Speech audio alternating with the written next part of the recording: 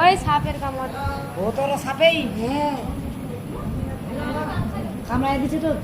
হ্যাঁ বুঝতে পারছি কামড় দিয়েছিল বসে আছে না নাই ভাইটা তো ঢেপিয়া সাপ ঢেপিয়া সাপটা এবারে পিঠা করে ঠকর কেটে ধরে যাবে। গেছিলাম মাঠে আর মাঠ থেকে পুরো হয়ে চলে আসলাম হসপিটালে। হাসিটা যায়নি, সাপে কামড় দিয়েছে তবু হাসি যায়নি।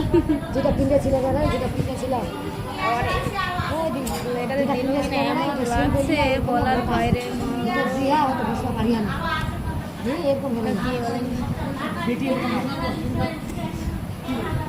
এই যে আমাদের কালিগঞ্জ হসপিটাল, ঠিক আছে।